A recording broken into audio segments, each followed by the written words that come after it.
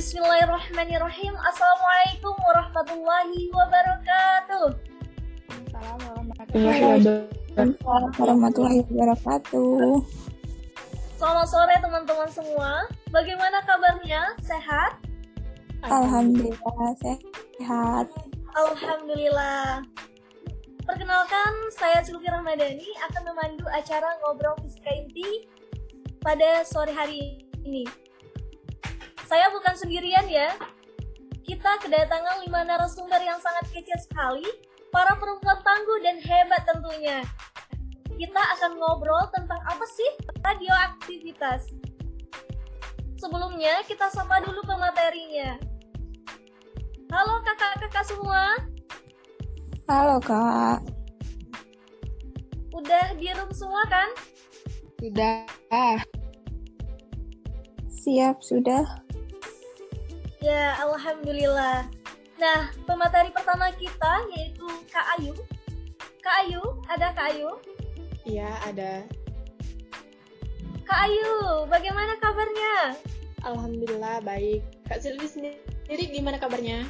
Alhamdulillah sangat baik sekali. Kak Ayu, apa nih kegiatannya selama di rumah? Mencari kesibukan aja sih, soalnya kecuali tugas nggak ada kesibukan lainnya. Wah. Kak Ayu nggak di rumah ya? Lagi di kosan gitu ya? Iya, lagi di rumah temen. Ya udah, kita langsung aja masuk ke materinya Kak Ayu yang akan disampaikan oleh Kak Ayu ya tentang radioaktivitas, radionuklida, radioaktif dan peluruhan. Kepada Kak Ayu dipersilakan. Baik, terima kasih Kak Silvi. Assalamualaikum warahmatullahi wabarakatuh. Waalaikumsalam warahmatullahi wabarakatuh. Baiklah, di sini saya akan menjelaskan tentang radioaktivitas, radionuklida, radioaktif, dan peluruhan. Apa sih pengertian dari keempat materi tersebut? Kita bahas satu persatu. Yang pertama, radioaktivitas. Radioaktivitas adalah kemampuan inti atom yang tak stabil untuk memancarkan radiasi menjadi inti yang stabil. Materi yang mengandung inti tak stabil yang memancarkan radiasi disebut zat radioaktif. Berdasarkan radioaktivitas suatu unsur radioaktif atau radionuklida ditentukan oleh konstanta peluruhan yang menyatakan laju peluruhan tiap detik dan waktu paro. Yang kedua ada radionuklida. Radionuklida adalah suatu isotop memancarkan zat radioaktif atau memiliki energi nuklir yang berlebih, sehingga membuatnya tidak stabil. Radionuklida dapat memancarkan radiasi seperti partikel alfa, partikel beta, atau sinar gamma. Radionuklida dapat terbentuk secara alamiah ataupun sengaja disebut oleh manusia dengan menggunakan reaktor nuklir, akselerator partikel, atau generator radionuklida. Dan yang ketiga ada radioaktif. Radioaktif merupakan kata sifat yang mempunyai arti senantiasa memancarkan energi yang kita kenal sebagai energi radiasi. Sehingga zat radioaktif dapat diartikan sebagai suatu zat yang senantiasa memancarkan energi radiasi, memiliki energi yang tinggi sehingga dapat menyebabkan terbentuknya ion atau sering disebut pula dengan radiopengion. Energi inilah yang apabila dalam jumlah yang diperbolehkan akan memberi manfaat bagi manusia, namun bila berlebihan akan membahayakan. Dan yang terakhir ada peluruhan. Peluruhan adalah peristiwa hilang atau pecahnya inti atom yang tidak stabil, atau berubahnya suatu unsur menjadi unsur yang lain. Yang kedua hal tersebut terjadi secara bersamaan. Peluruhan ialah perubahan inti atom yang tak stabil menjadi inti atom yang lain, atau perubahan suatu unsur radioaktif menjadi unsur yang lainnya. Sekian, terima kasih Iya Kak, terima kasih pemaparannya Kak Ayu. Sama-sama. Nah, dari pemaparan Kak Ayu tadi, kita tahu apa sih itu radioaktivitas, radionuklida, radioaktif, dan peluruhan. Nah, selanjutnya kita harus mengetahui siapa-siapa saja sih radioaktif itu yang akan disampaikan oleh pemateri kita yang kedua, yaitu Kak Inas. Kak Inas sudah ada di room? Ya, hadir. Halo Kak Inas.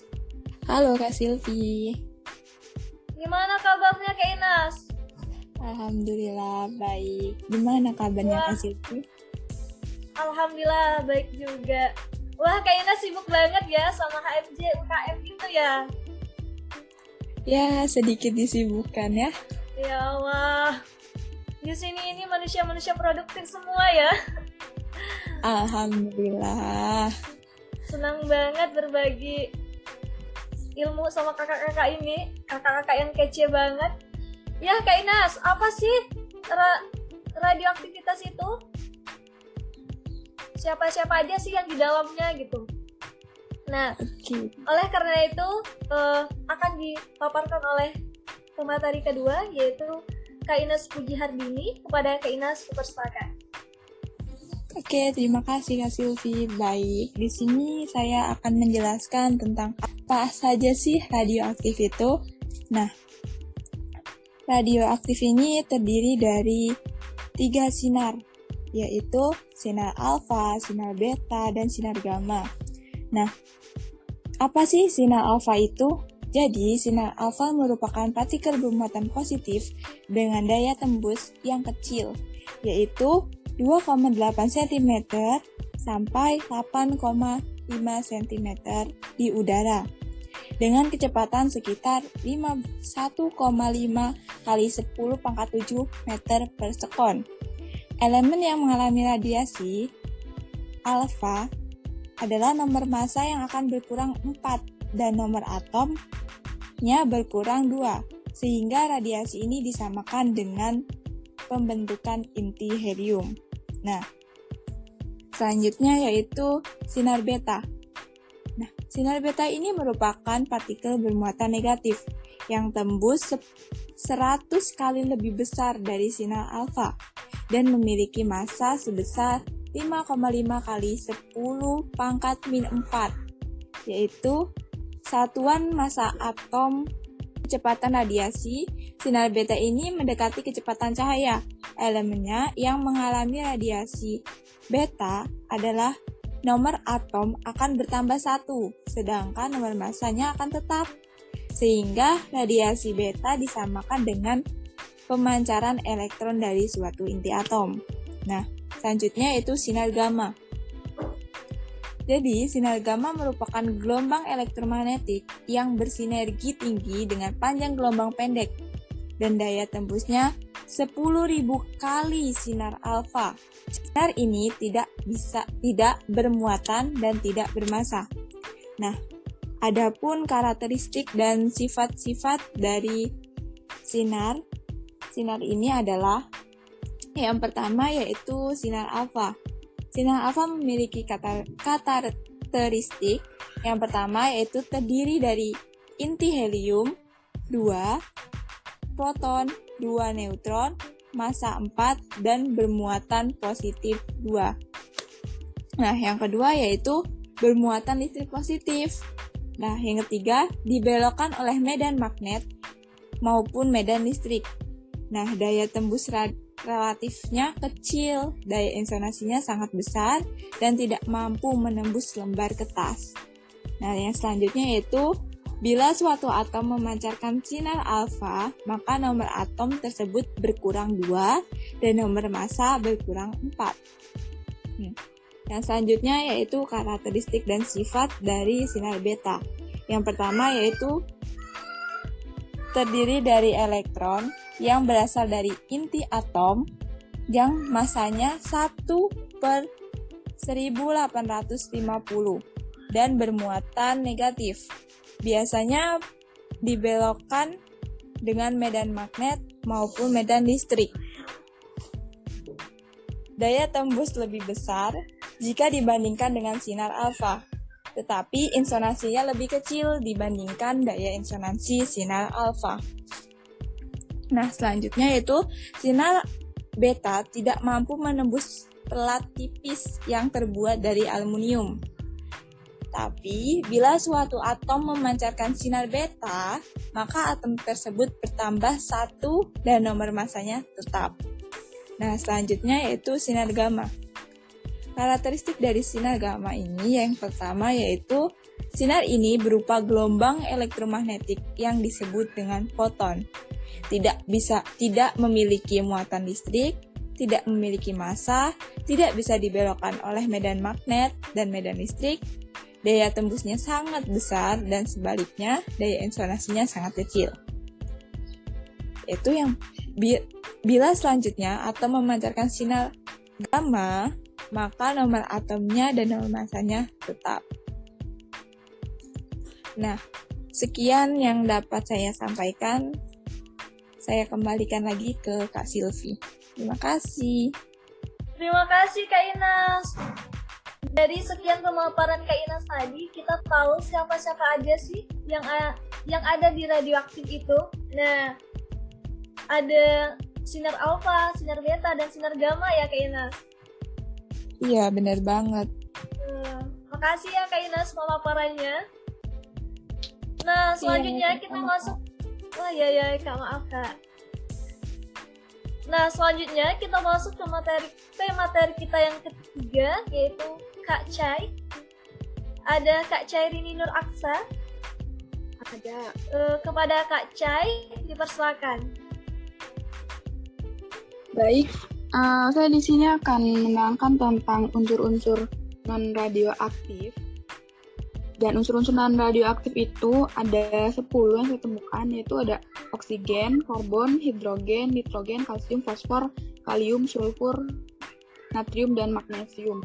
Dan jika kita berbicara tentang perbandingan proton dan neutronnya, oksigen itu memiliki proton 8, neutron 8 dengan nomor masanya 16, nomor atomnya 16. Lalu karbon itu memiliki proton 6, neutron 6 dengan nomor massa 12, nomor atomnya 16. Jadi perbandingannya 6:6. Kalau hidrogen perbandingannya 1:0, nitrogen perbandingannya 7:7, kalsium perbandingannya 20:20, fosfor perbandingannya 15:60, kalium perbandingannya 19:20, sulfur perbandingannya 16:16, sodium perbandingannya 11:12, lalu yang terakhir magnesium perbandingannya 12:12. Dan jika ditanya unsur mana yang stabil, unsur yang stabil itu jika nomor atomnya di bawah 20, maka bisa dikatakan stabil jika proton dengan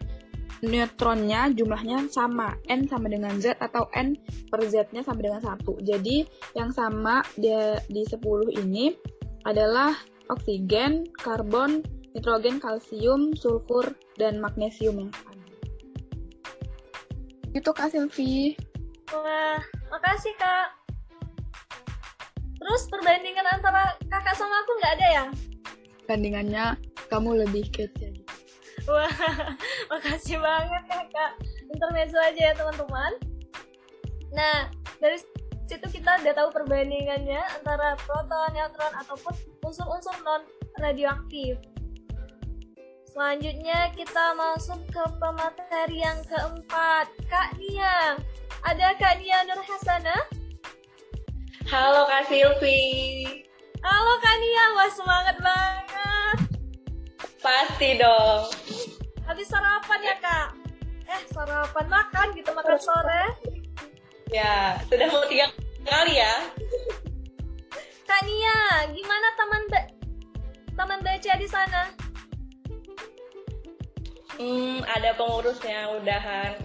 Karena kan kita udah mulai ada yang offline ya, jadi pengurusnya udah beda lagi gitu. Wah, mantap banget kan ya? Ada taman baca. Relawannya direkrut atau gimana ya kan ya? Atau relawan dari desa sendiri gitu? Sebenarnya nggak direkrut juga sih, yang mau meluangkan waktunya gitu kan. Karena kemarin banyak ada yang nggak bisa. Jadi sekarang ini taman bacanya di satu tempatnya. Nah, jadi dia juga kan ya kan, jadi ada yang baca biar nggak nganggur gitu. Iya Kak, mantap itu Kak. Nah di sini Kak Nia akan menjelaskan jenis-jenis radioaktivitas. Nah langsung saja kepada Kak Nia, dipersilakan. Oke, terima kasih sebelumnya kepada Kak Silvi atas waktunya. Radioaktivitas ada dua, ada alam dan buatan. Di dalam radioaktivitas alam, ada yang berasal dari alam dan ada juga yang berasal dari radiasi kosmik. Kalau radioaktivitas buatan dipancarkan oleh radioisotop yang sengaja dibuat oleh manusia, dan berbagai jenis radionuklida dibuat sesuai dengan penggunaannya. Radioaktivitas alam terbagi lagi menjadi dua. Ada radioaktivitas primordial. Pada litosfer banyak terdapat inti radioaktif yang sudah ada bersamaan dengan terjadinya bumi, yang secara luas yang disebut radionuklida. Radionuklida alam banyak terkandung dalam berbagai macam materi dalam lingkungannya, misalnya dalam air, tumbuhan, kayu, bebatuan, dan bahan bangunan. Radionuklida primordial dapat ditemukan juga loh di dalam tubuh manusia, terutama pada radioisotop yang terkandung dalam kalium alam. Yang kedua, ada radioaktivitas yang berasal dari radiasi kosmik. Pada saat radiasi kosmik masuk ke dalam atmosfer bumi, terjadi interaksi dengan inti atom yang ada di udara lalu menghasilkan berbagai macam radionuklida. Ternyata yang paling banyak dihasilkan adalah H-3 dan C-14. Kecepatan peluruhan dan kecepatan pembentukan radionuklida seimbang, sehingga secara teoritis jumlahnya di dalam alam adalah tetap. Berdasarkan fenomena tersebut, maka dengan mengukur kelimpahan C-14 yang ada dalam suatu benda, kita dapat menentukan umur dari benda tersebut, dan metode penentuan umur ini dinamakan dalam penanggalan karbon atau carbon dating. Yang kedua ada radioaktivitas buatan. Radioaktivitas buatan juga terbagi lagi menjadi 5. Yang pertama ada radioaktivitas yang berhubungan dengan pembangkit listrik tenaga nuklir.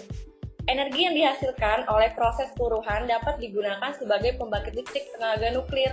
Dalam instalasi pembangkit listrik tenaga nuklir, faktor keselamatan radiasi menjadi prioritas yang paling utama. Dan dengan berkembangnya teknologi pembangkit listrik tenaga nuklir ini, maka ketingkatan keselamatan radiasinya pun semakin tinggi. Yang kedua ada radioaktivitas akibat percobaan senjata nuklir. Radioaktivitas yang berasal dari jatuhan radioaktif akibat percobaan senjata nuklir disebut fallout.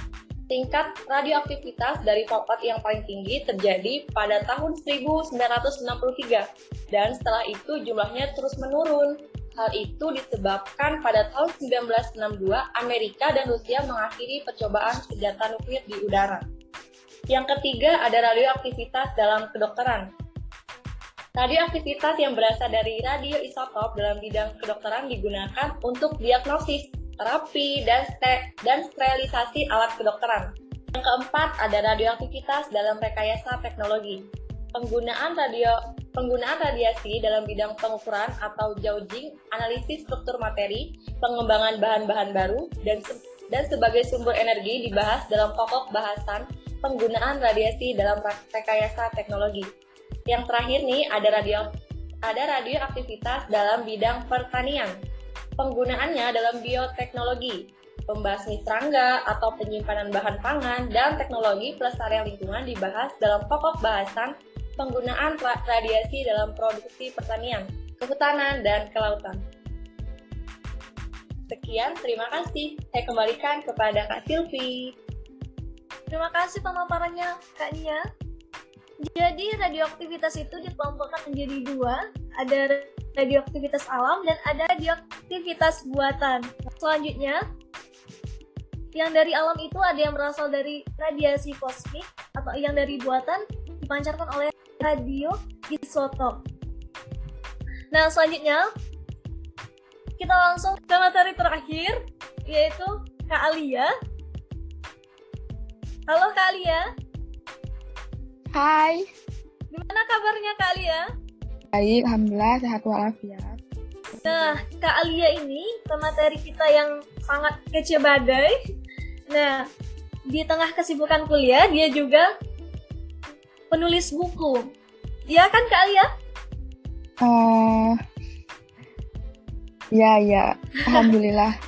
Alhamdulillah. Udah berapa buku Kak Alia? Berapa ya? Waduh, kalau buku solo 1, buku antologi 1. Yang udah selesai juga ada 1 tapi nggak dipublikasikan. Dan yang satunya masih diajuin ke penerbit, belum ada kabar. Wah, mantap sekali. Nah, Kak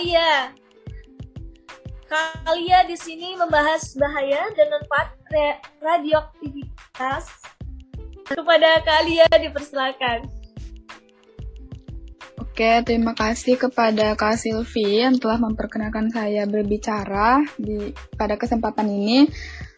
Baik, kalau kita berbicara tentang radioaktif, itu benar-benar materi yang menarik dan luar biasa. Tapi di balik luar biasaan si radioaktif itu, radioaktif juga memiliki beberapa bahaya. Nggak beberapa sih ya, banyak kalau kita mengetahuinya lebih dalam. Dan topik bahaya ini menurut saya topik yang sangat krusial untuk dibahas karena bahayanya tuh tidak main-main, bisa berakibat fatal jika kita tidak mengetahuinya sebelum kita mencoba bermain dengan radioaktif itu. Seperti yang telah kita ketahui, seperti yang kita udah dengar pada narasumber-narasumber yang terdahulu juga, bahwa radiasi itu ketika bertabrakan dengan molekul di udara, maka dia akan mengeluarkan elektron itu dan dapat membentuk partikel yang bermuatan disebut ion. Nah, ini berarti radiasi yang bertanggung jawab untuk mengionisasi molekul. Nah, coba bayangkan kalau misalnya radiasi yang bertabrakan itu terjadi di dalam tubuh kita, maka bisa mengalami sel-sel kita itu bisa mati atau mengalami perubahan yang disebut mutasi. Dan ini disebut dengan penyakit radiasi. Jika dosis radiasinya itu sangat besar, maka berakibat fatal karena bisa menyebabkan kematian. Dan dosis kecil radiasi itu bila dalam jangka waktu yang lama dapat menyebabkan sel-sel berkembang biak. Namun sel-sel ini bermutasi, beberapa waktu kemudian kanker dapat terjadi. Itu kalau dalam dosis kecilnya ya, dalam dosis kecilnya aja kita bisa menyebabkan kanker. Bagaimana dengan dosis radioaktif yang sangat besar? Pasti bukan suatu hal yang tidak mungkin lagi kalau bisa menyebabkan kematian. Ini adalah bahaya yang terjadi jika mengenai tubuh kita. Lalu bagaimana efeknya ketika mengenai lingkungan? Nah, di lingkungan itu, kalau terjadi di lingkungan akan menyebabkan pencemaran zat radioaktif karena disebabkan oleh debu radioaktif itu akibat terjadinya ledakan reaktor-reaktor atom serta bom atom dan bisa menyebabkan banyaknya limbah radioaktif ya. Limbah radioaktif itu adalah bahan serta peralatan yang telah terkena zat radioaktif atau menjadi radioaktif karena pengoperasian instalasi nuklir yang tidak dapat digunakan lagi. Nah, yang paling berbahaya dari pencemaran radioaktif ini seperti nuklir adalah radiasi sinar alfa, beta, gamma yang sangat membahayakan makhluk hidup di sekitarnya. Zat radioaktif pencemar lingkungan yang biasa ditemukan adalah 90 Sr yang bisa menyebabkan kanker tulang. Apabila ada makhluk hidup yang terkena radiasi atom nuklir yang berbahaya, biasanya akan terjadi mutasi gen karena terjadi perubahan struktur zat serta pola reaksi kimia yang merusak sel-sel tubuh makhluk hidup, baik tumbuh-tumbuhan maupun hewan atau binatang, tak terkecuali manusia ya. Terlalu efek serta akibat yang ditimbulkan radiasi zat radioaktif jika terkena tubuh manusia, itu bisa mengalami pusing-pusing, nafsu makan berkurang atau hilang, jadi diare, badan panas atau demam, berat badan turun, bisa menyebabkan kanker darah atau leukemia, juga bisa meningkatkan denyut jantung atau nadi. Lalu di handphone kita juga terdapat radiasi, oleh karena itu kita harus hati-hati juga menggunakannya karena terdapat beberapa bahaya, dan bahayanya tuh pertama dapat mengacaukan gelombang otak, menyebabkan sakit kepala, kelelahan, dan hilang memori, lalu menyebabkan kanker otak, kerusakan sel saraf, menurunnya atau bahkan hilangnya konsentrasi, serta dapat merusak sistem kekebalan tubuh. Nah, jadi kita harus berhati-hati di kehidupan ini, apalagi dengan handphone yang kita gunakan gitu. Tapi jangan risau teman-teman, karena di balik bahayanya yang begitu menyeramkan gitu ya, itu terdapat juga beberapa manfaat. Contohnya di bidang kedokteran itu ada manfaat. Yang pertama, sterilisasi radiasi. Sterilisasi radiasi untuk alat-alat kedokteran. Biasanya menggunakan sterilisasi konvensional gitu, menggunakan bahan kimia. Namun, ternyata sebuah penelitian menunjukkan gitu bahwa sterilisasi radiasi itu mempunyai keunggulan daripada sterilisasi konvensional yang menggunakan bahan kimia itu. Yang pertama yaitu sterilisasi radiasi ini bisa lebih sempurna dalam mematikan mikroorganisme, lalu dia juga tidak meninggalkan residu bahan kimia karena dikemas dulu baru disterilisasikan. Maka hal tersebut tidak mungkin tercemar bakteri, apalagi sampai kemasan terbuka. Lalu manfaatnya di bidang kedokteran lainnya itu bisa berguna untuk terapi tumor atau kanker. Jadi berbagai jenis tumor atau kanker dapat diterapi dengan radiasi. Sebenarnya baik sel normal maupun sel kanker dapat dirusak oleh radiasi. Tetapi sel kanker atau tumor ternyata lebih sensitif atau lebih mudah rusak oleh radiasi. Oleh karena itu, sel kanker atau tumor dapat dimatikan dengan mengarahkan radiasi secara tepat pada sel-sel kanker tersebut. Lalu, dapat juga di bidang pertanian itu bisa memberantas hama, contohnya hama kubis. Di bidang industri bisa melakukan pemeriksaan tanpa merusak logam, misalnya memeriksa zat pada logam. Lalu di bidang elektronik bisa digunakan pada rangkaian televisi, lalu juga digunakan pada remote control di berbagai peralatan elektronik, misalnya alarm pencuri. Nah, terus udah ya segitu aja karena saya baru nemuin segini gitu. Nanti di kesempatan selanjutnya kalau nemu lagi kita ngadain lagi gitu. Ya, jadi itu ada manfaat di bidang kedokteran, di bidang pertanian, industri, elektronik gitu. Berarti banyak berguna banget untuk keamanan dan kenyamanan kita sebenarnya zat radioaktif ini. Tapi lagi-lagi jangan terlalu tergiur dengan radioaktif sehingga kita menggunakannya secara berlebihan atau bahkan tidak berhati-hati gitu. Karena jika kita lengah dan mengabaikan protokol keamanan, maka efek yang ditimbulkan juga nggak main-main. Apalagi kalau radiasinya udah masuk ke tubuh kita, maka sel-sel kita dapat bermutasi, mengalami perubahan, perpindahan, bahkan sel-sel dalam tubuh kita pun bisa mati. Kita bisa mengalami kanker darah, kalau misalkan dosisnya kecil. Kalau dosisnya besar, kita bisa mengalami kematian gitu. Nauzubillah min dzalik ya. Semoga kita selalu dalam lindungannya. Selalu dalam lindungan Allah Subhanahu wa taala. Amin. Karena apa yang terjadi pada hari ini tuh adalah campur tangan Tuhan juga gitu. Lain dari hal-hal yang kita rencanakan. Dan bila ada suatu rencana yang tidak terjadi sesuai dengan apa yang kita mau, itu artinya ya di luar kuasa kita, dan disinilah Tuhan mengambil alih kekuasaan itu gitu. Tapi memang sejatinya Tuhan yang punya kekuasaan tertinggi atas takdir kita. Tapi baiknya Tuhan, Ia mempercayakan kita untuk menjalani hari yang baik dengan apa-apa yang kita rencanakan. Gitu. Jadi maaf ya terlalu religius gitu. Nggak apa-apa Kak.